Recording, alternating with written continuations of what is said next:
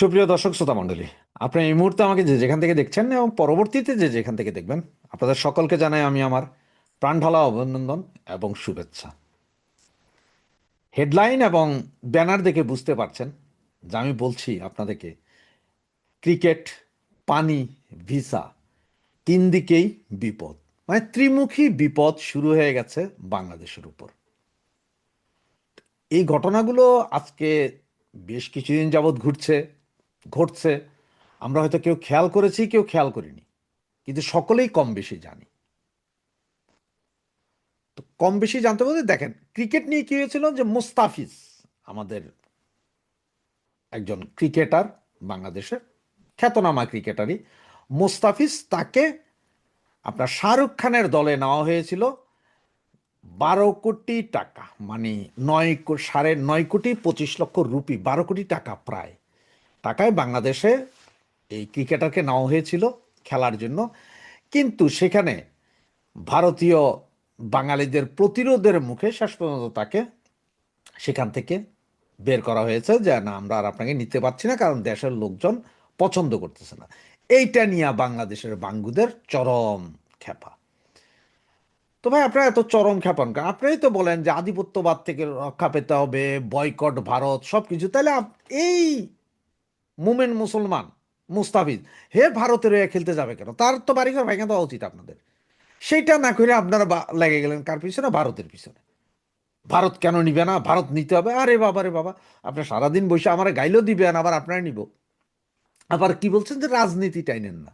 তো রাজনীতি না টানলে এই যে সাকিবুল হাসান, ওয়ার্ল্ডের সেরা প্লেয়ার, তো এক নম্বর ছিল, সারা ওয়ার্ল্ডের বেস্ট প্লেয়ার হিসেবে এক নম্বর তো বেশ কয়েক বছর ছিল, এখনো মনে হয়, নাকি এখন নাই মনে হয়, বেশ কয়েক বছর সে ছিল কানাডা।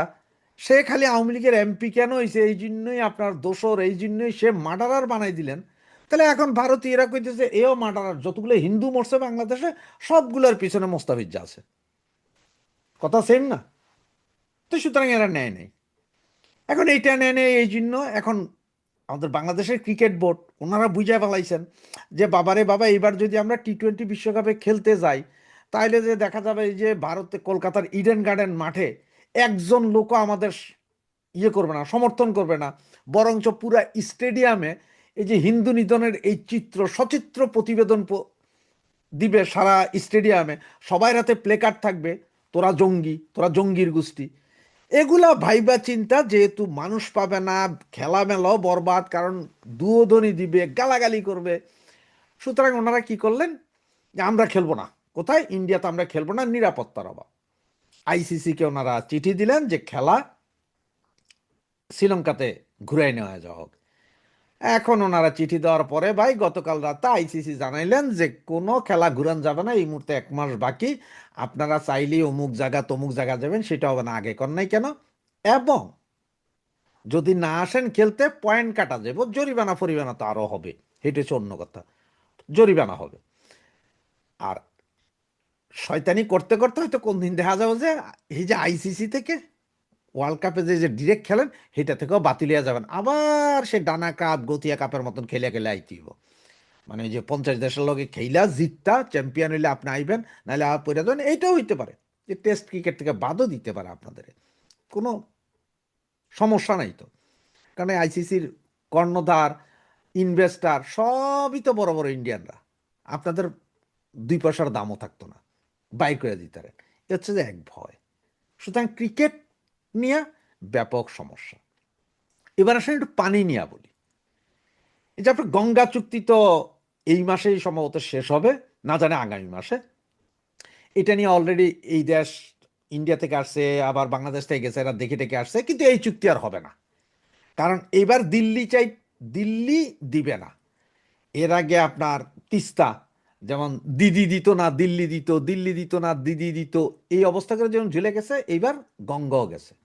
শুধু গঙ্গা না, যেটা শোনা যাচ্ছে বা যেটা খবর পাওয়া যাচ্ছে যে ভারতের অভিন্ন 53টা নদী, যে 53টা নদী বাংলাদেশের বিভিন্ন নদী নালা খালবিলের সাথে এসে মিশছে, এগুলো সবগুলোতেই তারা এবার ব্যারিকেড দিবে।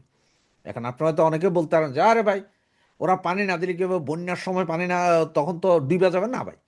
যখন দরকার তখন পানি ছাইড়া দিবে, আর যখন আপনাদের দরকার হবে তখন ওরা পানি দিবে না, পানি নেই, দিচ্ছি না, চুক্তি নেই, আমার দেশের দরকার। আর পানি যখন বেশি হবে, বৃষ্টির পানি বেশি হইতেছে, বাস ছেড়ে দিব ছায়াগিরা, আর এবার ওইদিকে যাইতেছে, আমার কি, আপনি এখানে বাদ দেন। ওই যে কইছিলেন না ফারাক্কা বাদ দিবেন, আর একটা তিস্তা বাদ দিবেন। সুতরাং শুকাইয়া মারবে, মানে পানি, যেটা বলা হচ্ছে যে সারা পৃথিবীতে একসময় পানি নিয়ে যুদ্ধ হবে, সেই পানি যুদ্ধ শুরু হয়ে গেল। এখন কি করবেন বঙ্গু মুসলমানেরা?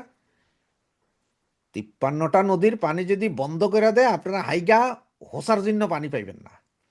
এমনিও তো মুইতা তো আর টিস্যু পেপার ব্যবহার করতে পারেন না, যার কারণে একটা ফতোয়া জারি করছেন আপনারা যে পাথর দিয়া নুনু মোছেন, তো সেটা করবেন, এবার পায়খানা করে সেটা দিয়া মুছবেন, আর নাই তো নিজের লুঙ্গি দিয়া নিজে মুছবেন, কারণ এছাড়া তো আর উপায় নেই।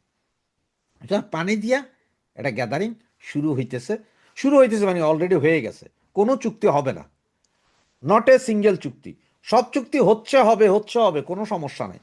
কারণ হচ্ছে যে এই গঙ্গা চুক্তি বা গঙ্গার পানি বন্টন, এরপরে ফারাক্কাবাদ, এগুলো নিয়ে কিন্তু একসময় কিন্তু আপনার জাতিসংঘে গেছিলেন জিয়া রহমানের আমলে, কোনো ফায়দা হয়নি, জাতিসংঘ কিছু করতে পারেনি। এদিকে আপনাদের দুর্ভাগ্য, নির্বাচনের জন্য জাতিসংঘ সহ বিদেশি যেসব মিশনগুলোকে আসতে হয়, কেউ আসতে রাজি হয় নাই। পৃথিবীর সবচেয়ে ভালো একখান নির্বুদ্ধিতার কাম করছেন, বললেন যে কি, আসেন আপনারা নির্বাচন দেখেন, আপনাদের খানা দানা, হোটেলে থাকার পয়সা, পকেট খরচের পয়সা, প্রয়োজনে কন্যার পয়সা দেবো, তারপরে আসেন একটু বৈধতা দিয়ে যান।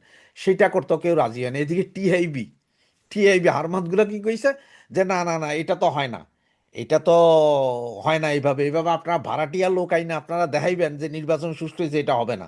হ্যাঁ, পৃথিবীর সব দেশই সমালোচনা করতেছে যে এটা কি, আমরা কি ভাড়াটিয়া গুন্ডা যে তুমি আমাদের সব দিবে, আমরা যে তোমার এখানে যাব। সুতরাং ওইখানে ধরা। এবার আসেন ভিসা। অলরেডি বাংলাদেশের পাসপোর্টের উপরে পৃথিবীর বিভিন্ন দেশ ভিসা দেওয়া অলরেডি বন্ধ করে দিছে।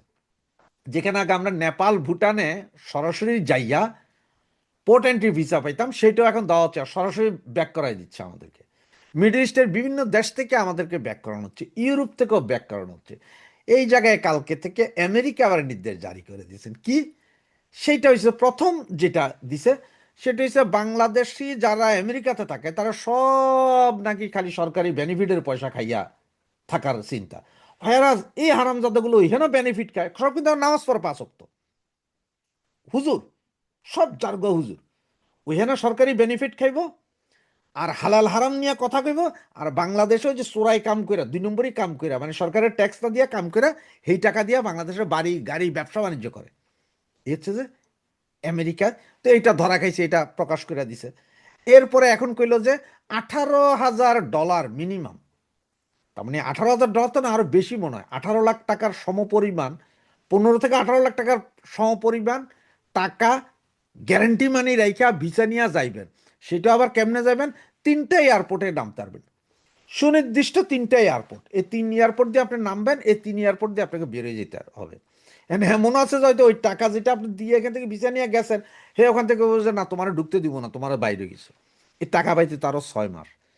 সুতরাং এত 18 লাখ টাকা একদিকে জমা রাখবেন, আবার আরো টাকা খরচ করবেন, ভাই বিশাল ঝামেলা। মানে আপনারে এখন ভিসা না দেওয়ার বা আমেরিকাতে না যাওয়ার জন্য আপনার এই পায়তারা চালাইতেছে, পায়তারাটা চালাইতেছে। ওই যে আমাদের বিশিষ্ট কাকা ইনুস, ইন্টারন্যাশনাল প্লেয়ার, যাকে ডোনাল্ড ট্রাম্প এখনো খোঁজে, কই সেই নোবেল বাইটটা, নোবেল বাইটটা দানা রোজনে হাঁটতারে না, সেই মিক্রো ক্রেডিট গরিবের রক্ত চোষা, সে কোথায়? সে যেখানে যাবে সেখানেই বিপদ, সেইখানেই আল্লাহর গজব। আপনারা সবাই তো কোন মুসলমান না, আপনারা আপনারা সবাই তো বলতেন যে সুদ ঘুষকে আল্লাহ পছন্দ করে না, সুদীদের উপরে আল্লাহর গজব আছে। তো সুদী এখন আপনাদের মাথার উপরে বৈশা রয়েছে, এখন আপনাদের ভিসার উপরে গজব পড়ছে, পানির উপরে গজব পড়ছে, নির্বাচনের উপর গজব পড়ছে, এদিকে আবার ক্রিকেট খেলার উপরে গজব পড়বে। আগামী আর কয়দিন পরে আরো কিসের উপরে গজব পড়ে সেটা একটু দেখতে থাকেন। হ্যাঁ, আমরাও দেখি। জয় বাংলা, জয় বঙ্গবন্ধু।